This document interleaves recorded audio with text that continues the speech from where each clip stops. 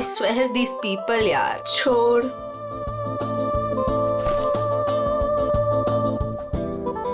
हो क्या गया इस प्रिया को? प्रेजेंटेशन था और ऐसे ही उठ के आ गई। छोड़ ना। बॉस भी खूब डांटे होंगे। क्लाइंट भी नाराज लग रहे थे। कुछ भी कहो यार मीता, ये एटीट्यूड ना है तो गलत।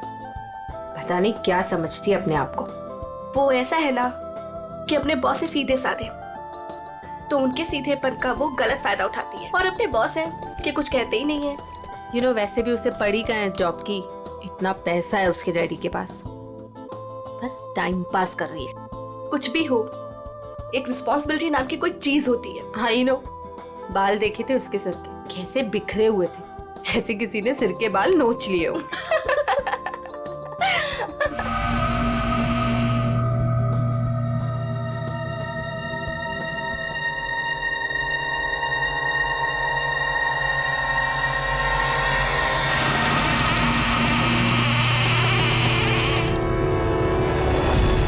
प्रिया,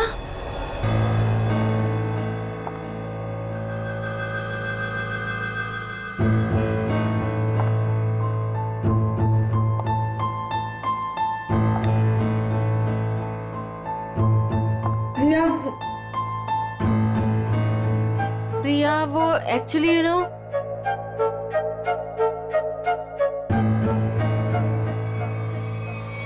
प्रिया, प्रिया, प्रिया, प्रिया, प्रिया, प्रिया, प्रिया, प्रिया, प्रिया, प्रिया, प्रिया, उठो प्रिया, प्रिया, प्रिया क्या हुआ?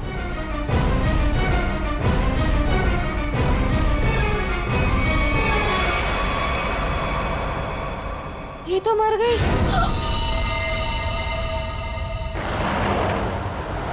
अशोक, जी मैडम। आगे जो ढाबा दिख रहा है ना? हाँ हाँ दिख रहा है मैडम। अशोक, पहले पूरी बात तो सुन ले, फिर बोलना। मुझे लगा मैडम आपकी बात खत्म हो गई। चुप कर, बीच में बोल पड़ा। मुझे मालूम है कि तुझे दिखता है, फिर मैं ये सवाल क्यों करूंगी? ठीक है मैडम, आगे बढ़िए, बताइए आगे। आगे नहीं बढ़ना है, गाड़ी ढाबे पे लगाना, कुछ खाएंगे पिएंगे। हाँ मैं... रुक रुक, आ गया ढाबा। जी।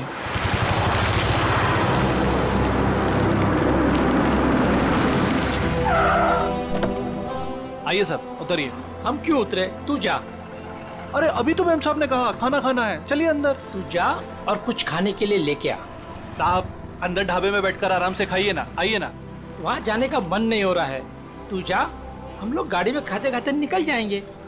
ठीक है, लेकिन क्या लेकर आऊं साहब? जो हमें अच्छा लगे। मैडम हमको क्या पता चलेगा कि आपको क्या अच्छा लगेगा? साहब आप ही बताइए ना, क्या लेकर आए हम? तुझे बोला ना, जो अच्छा लगे वो लेके आ, थप्पड़ खाएगा। जा जल्दी। लाते हैं, अपनी मर्जी से ही लाते हैं। कह दिया कि अपनी मर्जी से लेकर आओ। अब अपनी मर्जी से कुछ भी लेकर आएंगे तो कहेंगे ये काहे लेकर आया, वो काहे लेकर आया।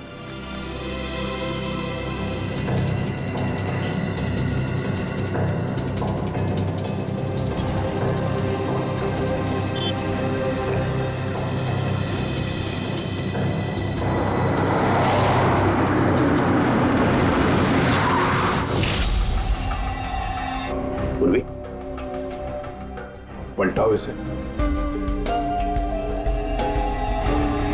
सर, कोई घाव या चोट का निशान नहीं। हाँ, ना मुंह से कोई झाग निकला है, ना शरीर पर कोई नीले रंग के निशान है, ना कोई पंक्चर मार्क्स, सुई के या और कुछ। ये जहर का मामला तो नहीं है।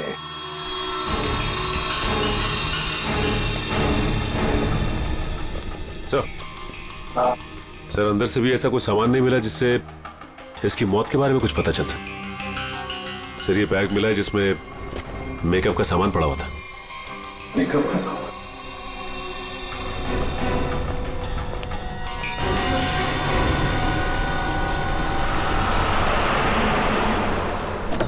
लीजिए मैडम खाना। साहब जी खाना ले आए हैं हम। मैडम लगता है दोनों सो गए, हमको खाना लाने भेजे। और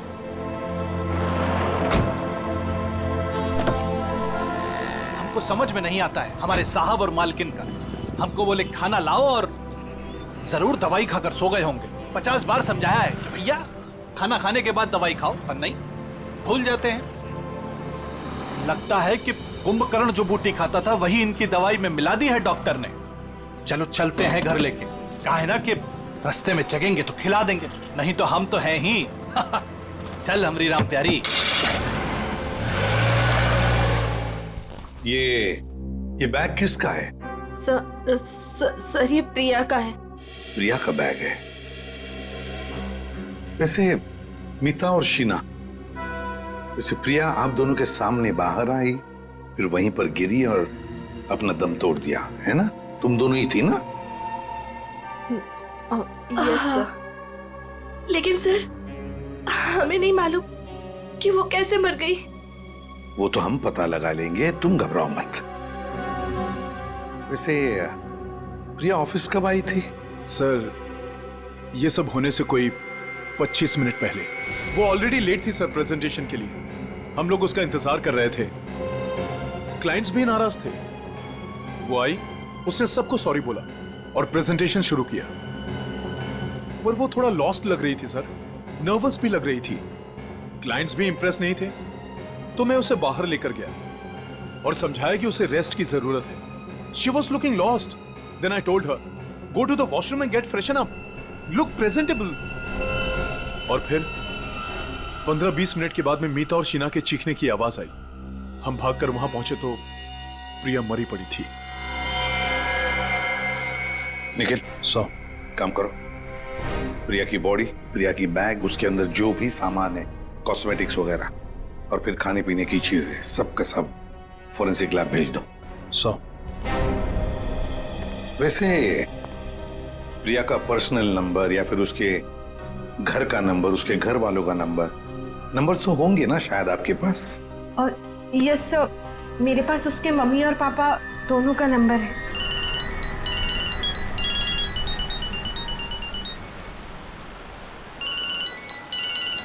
अरे साहब, फोन बज रहा है आपका, उठाते क्यों नहीं है?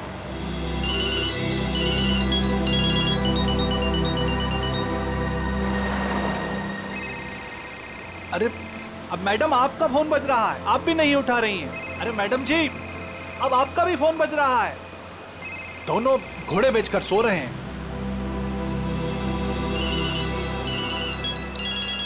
फिर से फोन बजने लगा भाई। अरे साहब, मेम साहब, फोन काहे नहीं उठा रहे हैं आप लोग? अरे फोन बज रहा है आपका। लगता है हमको ही रोकना पड़ेगा।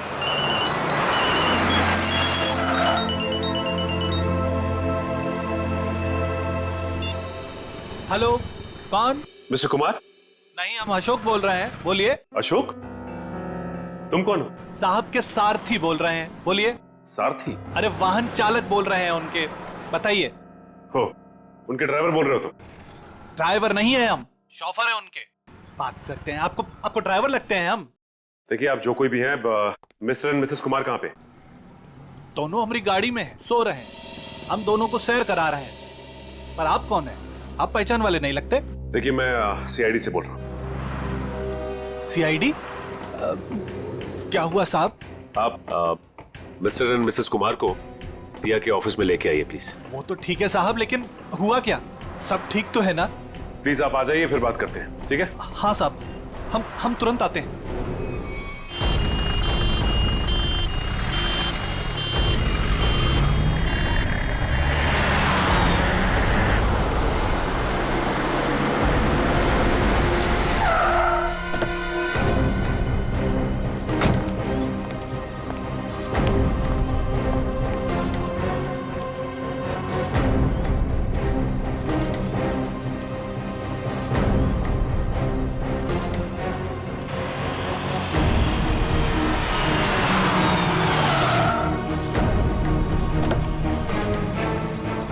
नमस्कार साहब,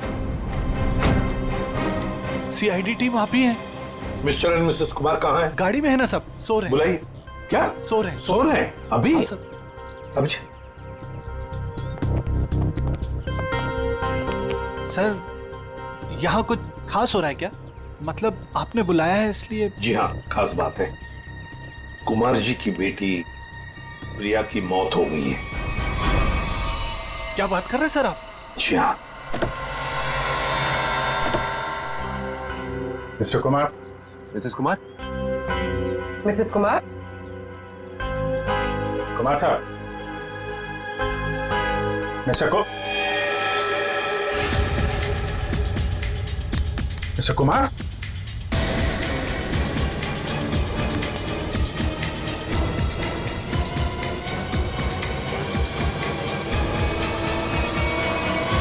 माय गॉड। सर ये भी? सचिन, कब से नौकरी कर रहे हो तुम कुमार जी के पास? साहब पिछले 3 सालों से हूँ साहब के पास। 3 साल? जी सर। चेक करो, देखो मौत की वजह पता चलती है क्या है। सब हाँ। मिस्टर कुमार और मिसेस कुमार ये दोनों तो मर चुके हैं। क्या? नहीं सर। हाँ पूर्वी।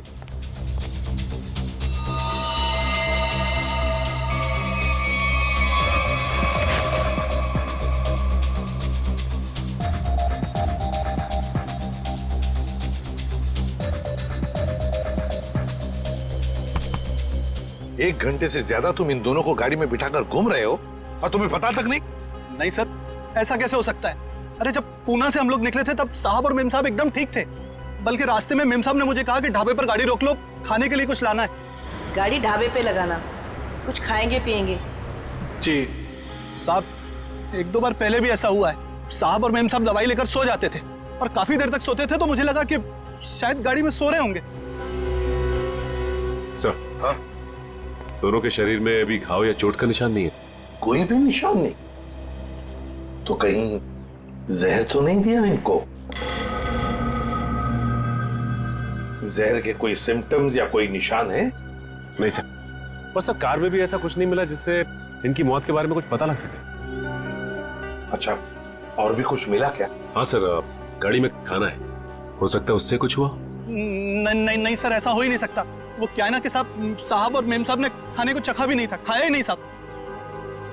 सर प्रिया भी कुछ इसी तरीके से मरी है। इन तीनों की मौत के पीछे वजह क्या हो सकती है? एक बात बताओ, कुमार जी के परिवार में और कौन कौन है? साहब, प्रिया मैडम और उसके बाद बड़ी बेटी थी रीमा मैडम और छोटी अन्नू। अच्छा, तो ये दोनों बेटियां अब कहाँ होंगी? साहब, अब रीमा जी तो अपने पति धीरज के साथ अंधेरी में रहती हैं। अन्नू मैडम अपने माता पिता के साथ मलाड वाले फ्लैट में। नंबर है इनके आपके पास? हाँ है ना सर। सचिन, ये सब अन्नू मैडम का नंबर है सर।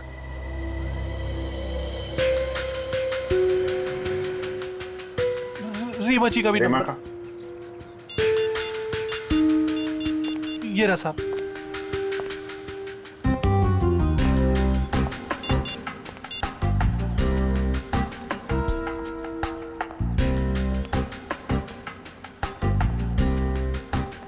हेलो रीमा जी, मैं सीआईडी से इंस्पेक्टर अभिजीत बोल रहा हूँ। आप सीआईडी ब्यूरो आ सकती हैं? वो हम आपको बाद में बताएंगे, थोड़ा अर्जेंट है। आप प्लीज़ जल्दी आइए। या ओके। सर, रीमा को बोल दिया है सीआईडी ब्यूरो आने के लिए। और सर अनु तो फोन ही नहीं उठा रही। हो सकता है साहब कॉलेज गई होंगी। कौन से कॉलेज में?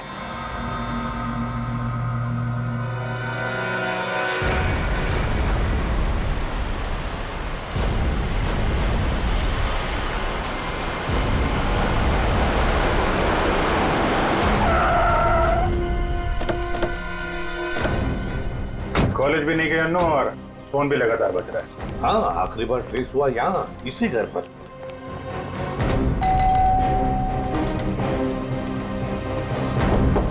अन्नू,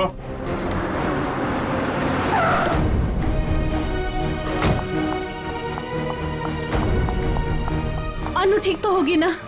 आप लोग कौन? जी, मैं इस घर की बड़ी बेटी हूँ रीमा, और ये मेरे पति है धीरज। अंदर से निखिल, पीछे की तरफ जाओ, देखो वहां पर है क्या। एक्सक्यूज मी, चाबी है आपके पास? जी नहीं। जी नहीं। खोल देते हैं। धीरज, अनु ठीक तो होगी ना? घबराओ मत, सब ठीक होगा। घबराओ मत, सब ठीक होगा।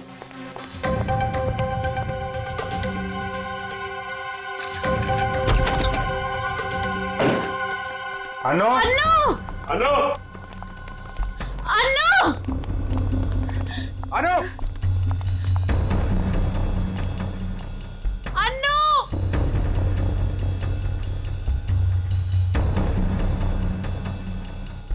अभिजीत सर, जरा जाके देखो। अनु, ऊपर देखो।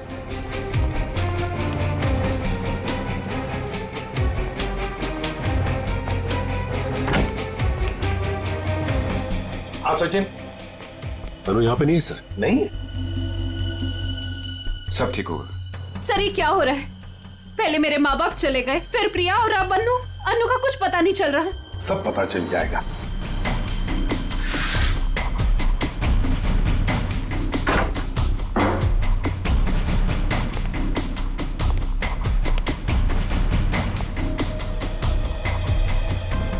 हाँ नहीं सर, अभी तक तो नहीं मिली।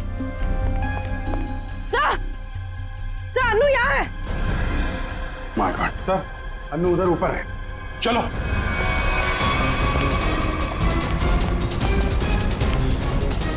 अनु जिंदा है, बेहोश है। इसको हॉस्पिटल लेके चलना पड़ेगा जल्दी। सचिन। हाँ अभिजीत सर बेहोश है, हॉस्पिटल लेके जा रहे हैं, जल्दी चलो।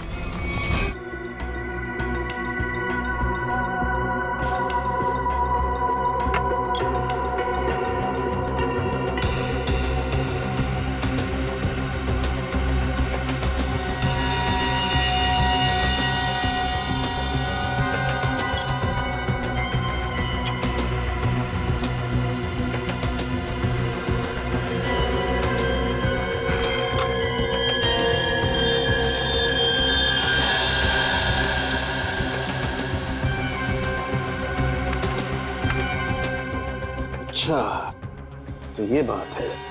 यार बात क्या, ये तो बता। बॉस, इन तीनों की मौत जहर की वजह से हुई है। जहर से?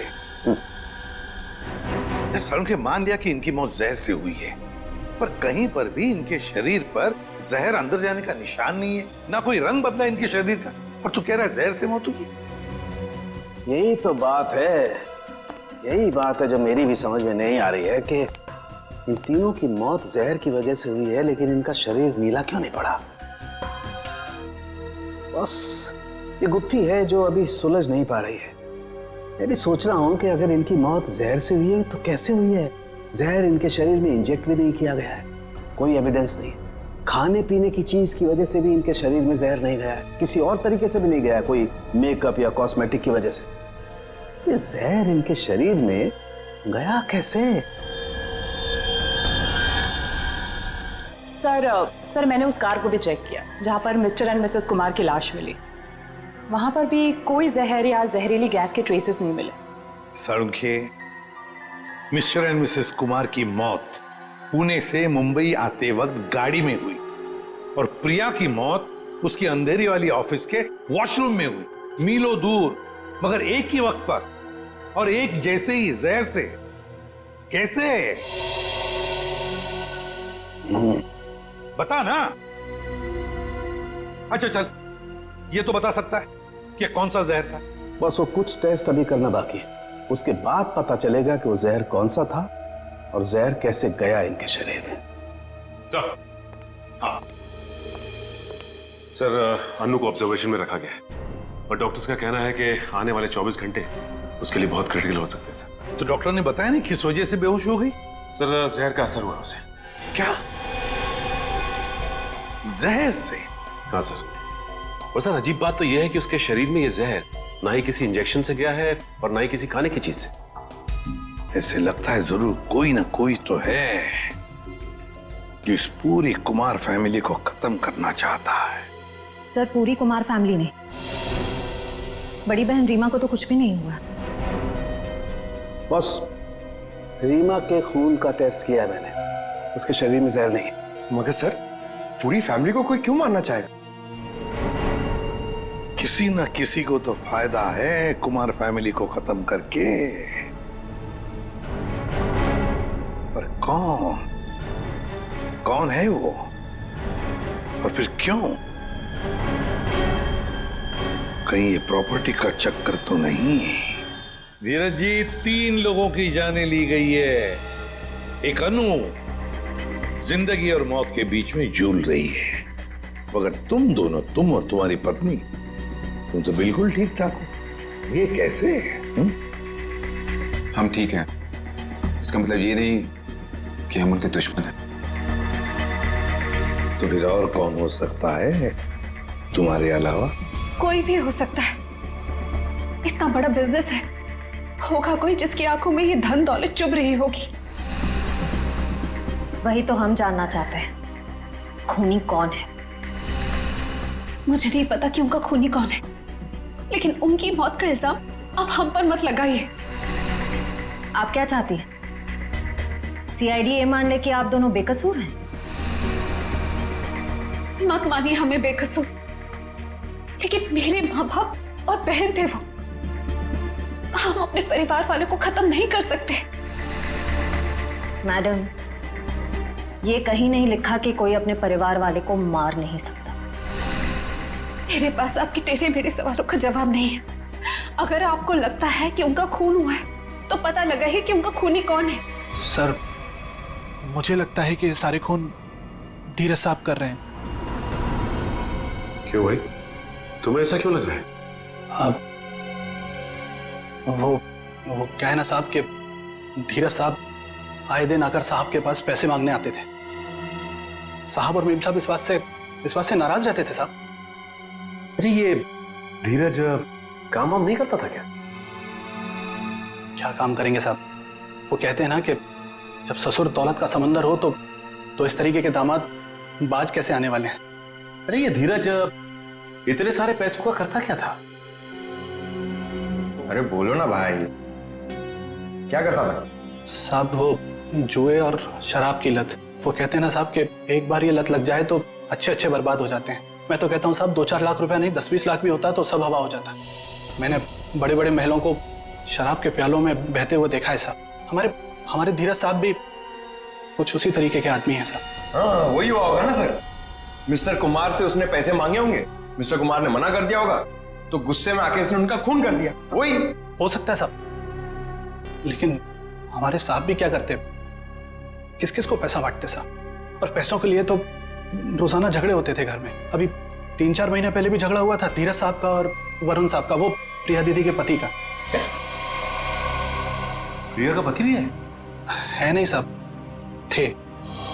वो 3 महीना पहले कार एक्सीडेंट में उनकी मौत हुई ना साहब।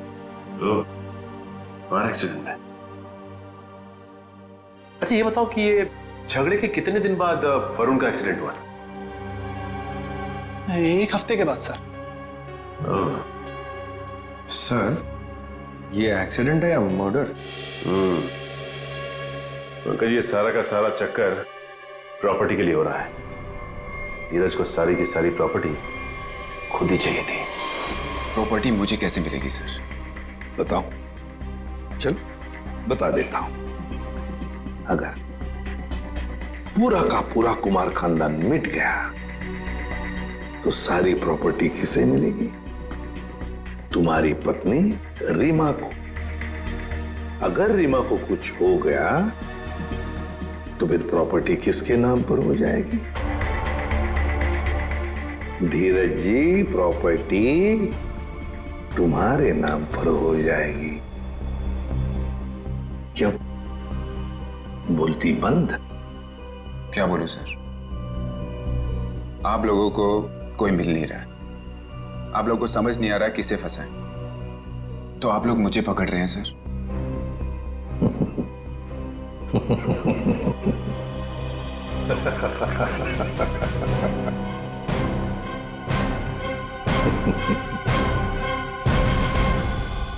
कुमार साहब की सारी जायदाद उनके बच्चों के नाम पर है। अगर बच्चों को कुछ हो जाता है तो ये सारी जायदाद एक ट्रस्ट को चली जाएगी। तो मतलब अगर बच्चियों को, मेरा मतलब है लड़कियों को कुछ हो गया तो उनके पतियों को कुछ नहीं मिलेगा? जी नहीं। मगर ये सब क्यों पूछ रहे हैं? ये सारी जायदाद तो उन्होंने बेच दी है। क्या? कुमार साहब ने प्रॉपर्टी बेच दी? हाँ? किसे? अलग अलग लोगों को। ये है उसके सारे डॉक्यूमेंट्स।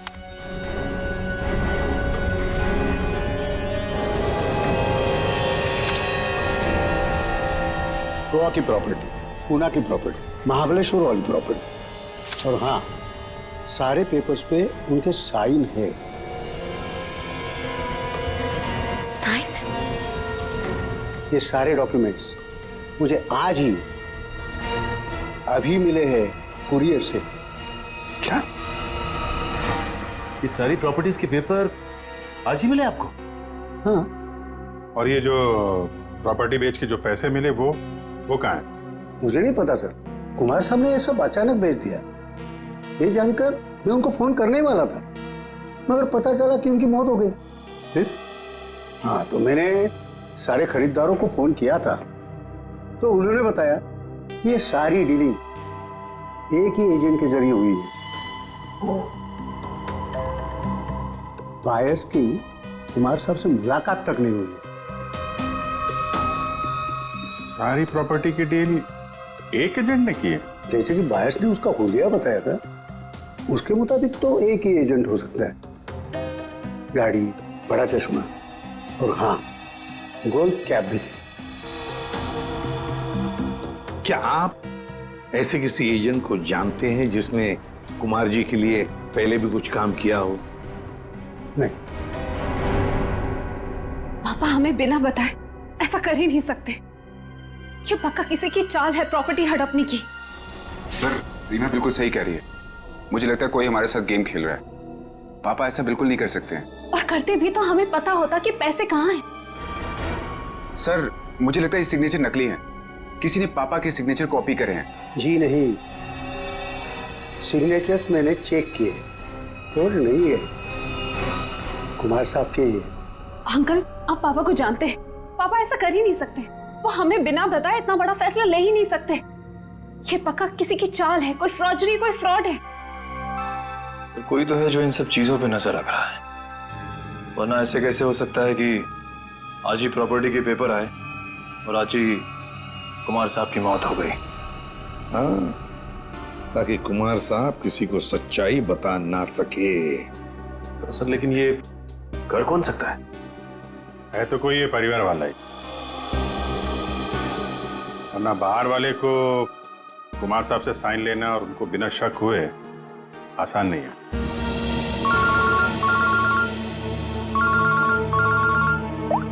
हाँ, बोल सारू के क्या? पेंट से? हाँ बॉस, पेंट की वजह से इन तीनों की मौत हुई है। यार सारू के तो क्या बात कर रहा है? क्या पेंट पी लिया उन्होंने? पेंट नहीं पिया है बॉस, पेंट में जहर मिला हुआ था और वो जहर इनके फेफड़ों में पहुंचा, इसकी वजह से इनकी मौत हुई है। ये देख सारू के, हवा में बात मत कर, जल्दी बता दे असली बात क्या है। देखो, तुम जानते हो मैं बिना सबूत के कुछ नहीं कहता हूँ। बॉस, इनके फेफड़ों में जहर के साथ साथ मुझे कुछ केमिकल के ट्रेसेस मिले, और वो केमिकल सिर्फ पेंट में इस्तेमाल होता है। और सर, वो भी धीरे धीरे, शायद 20-25 दिनों में ये जहर उनके शरीर में गया होगा, बिल्कुल स्लो पॉइजन की तरह, और उन्हें पता भी नहीं चला कि वो लोग धीरे धीरे जहर इनहेल कर रहे हैं। और बस धीरे धीरे एक एक पल ये लोग मौत के करीब जा रहे थे, और संयोग की बात है कि आज उस स्लो पॉइजन की वजह से इनकी मौत हो गई।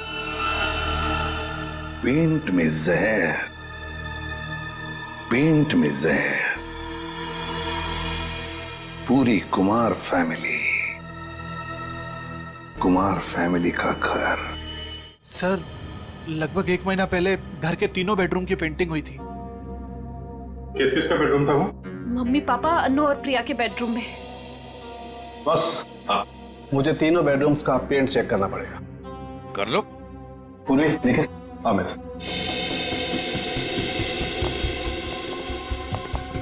ये पेंटिंग का कॉन्ट्रैक्ट किसने लिया था? सर, विपुल नाम का कॉन्ट्रैक्टर है, उसे कॉन्ट्रैक्ट दिया गया था पेंटिंग का। निखिल, पूर्वी, तुम इन दोनों रूम्स में जाओ और दोनों रूम्स के पेंट को स्क्रैच करके लेकर के आओ। सर, ले लो। और सुनो, ये मास्क जरूर पहन लेना, ठीक है? सर, एक बात मुझे अभी भी समझ में नहीं है। पेंट में जहर की वजह से तीनों की मौत हुई थी, लेकिन जो इस घर में काम कर रहे हैं उन्हें कुछ क्यों नहीं हुआ? सिंपल बात है ना धीरज, जो लोग इस घर में काम करते हैं वो बेडरूम में ज्यादा वक्त नहीं गुजारते। बेडरूम में तो घर के लोग रहते हैं ना ज्यादा देर तक। रात में दिन में भी कभी कभी आदमी सो जाता है, तो असर उन्हीं पे ज्यादा होगा।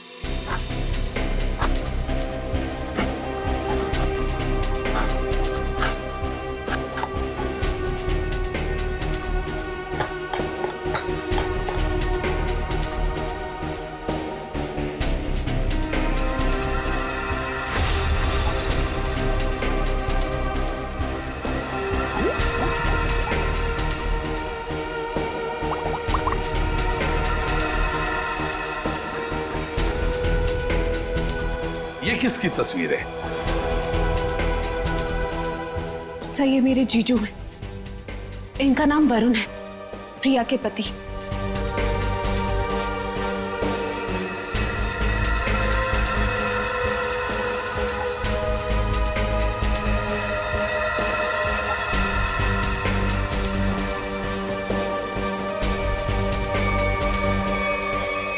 बॉस कंफर्म हो गया, तीनों बेडरूम के पेंट में जहर है।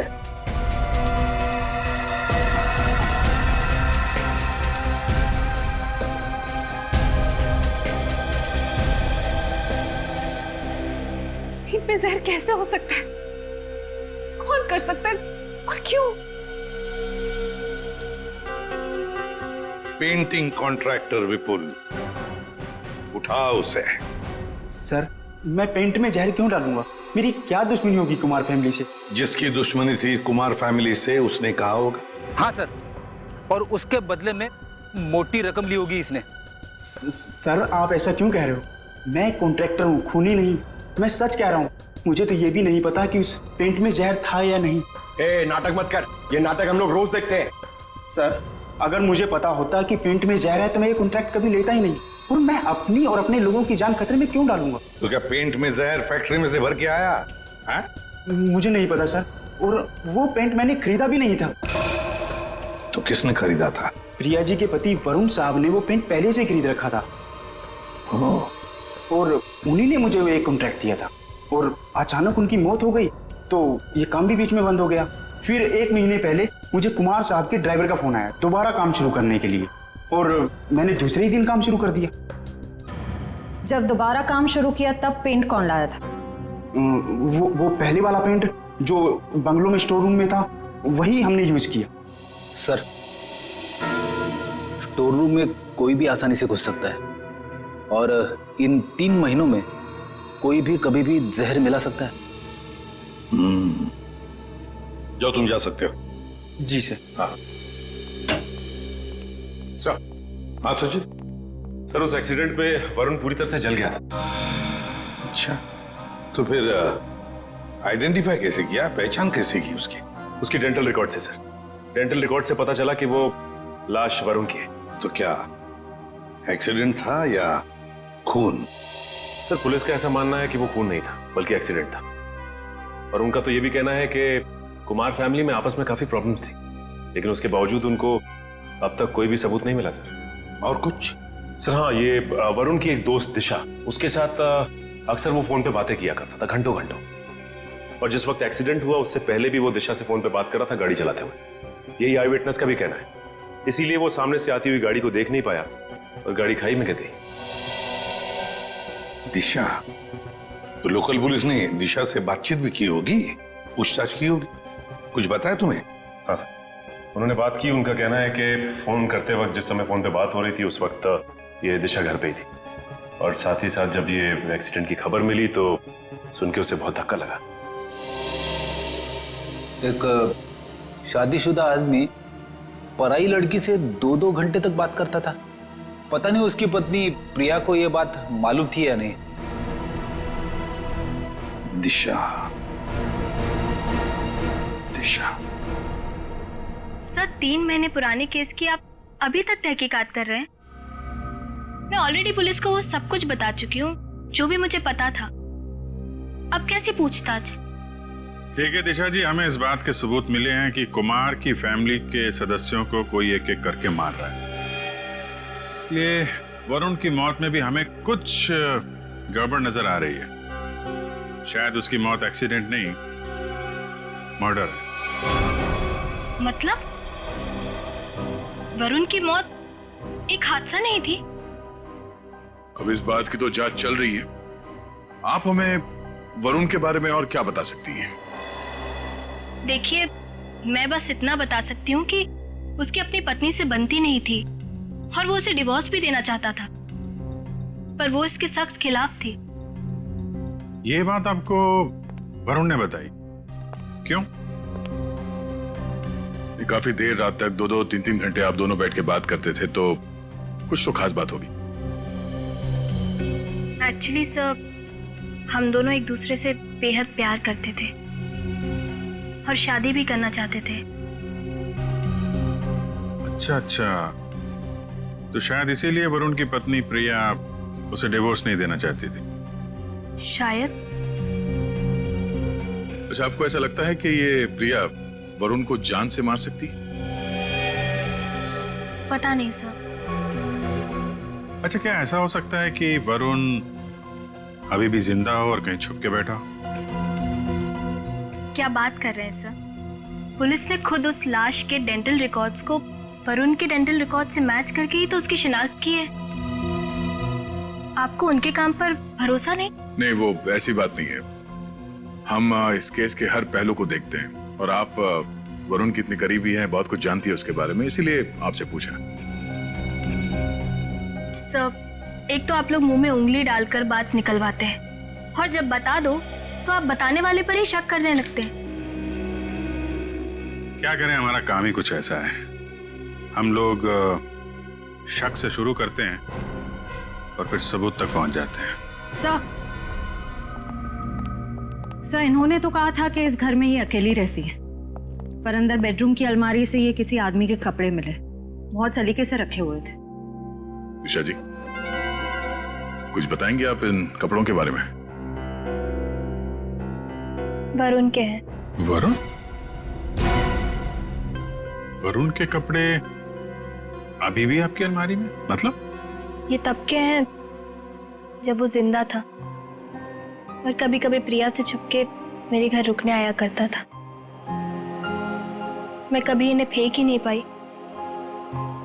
हिम्मत ही नहीं हुई। इन्हें देख के मुझे उसकी याद आती है और उसे याद करना मुझे अच्छा लगता है। माफ कीजिए दिशा जी, हमने आपका दिल दुखाया, पर हम बस अपना काम कर रहे थे। Thank you very much.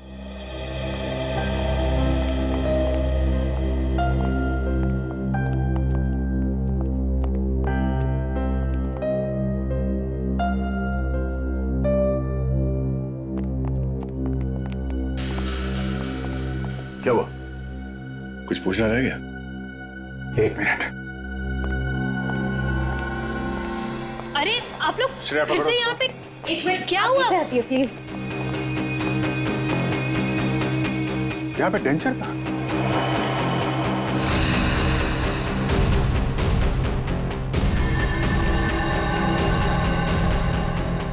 मैंने दांतों का सेट देखा था इस पानी में, अभी गायब है। दांतों का सेट यहाँ पे? इसका मतलब है वही है। सर, खिड़की खुली लगता है, वहां से भाग गया। पकड़ो। अभिजीत, 1 मिनट। हाँ, ये देखो।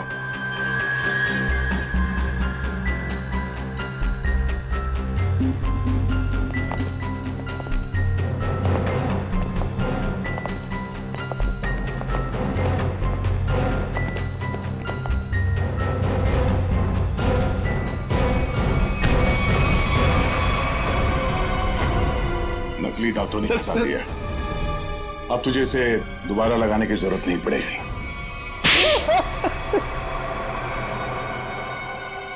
इनका नाम वरुण है, प्रिया के पति। हाँ सर, मैं नहीं मारा। मैंने अपने सास ससुर और प्रिया को मारा, पेट में जहर मिलाकर। अनु बच गई क्योंकि सही समय पे आप उसे हॉस्पिटल ले गए। क्यों मारा तुमने उन लोगों को? प्रॉपर्टी के लिए। मैंने प्रिया से शादी करी थी पैसों के लिए, लेकिन वो खुद मेहनत करके कमाना चाहती थी। और उधर उधर रीना और धीरज ससुर जी से पैसे ऐंठते रहते थे और मुझे कोई कुछ नहीं देता था। अच्छा, फिर क्या सर, मैंने सबको मारने का प्लान बनाया और पहले पिताजी से ससुर जी से झूठ बोल के मैंने साइन लिए और फिर मैंने सबको मार दिया जिससे किसी को कोई प्रॉपर्टी का हिस्सा ना मिले और मुझ पे शक भी ना हो। तुम्हारी गाड़ी में वो लाश किसकी थी? वो एक लवारिस लाश थी जिसके जबड़े में मैंने अपने दांत लगा दिए थे ताकि लोगों को लगे कि वो जली हुई लाश तुम्हारी है। हाँ सर, पर आप लोग पैसे और प्रॉपर्टी के लालच में क्या क्या करते रहे तुम? खून पे खून किया और मिला क्या है? जेल की काल कोठरी और फांसी का फंदा।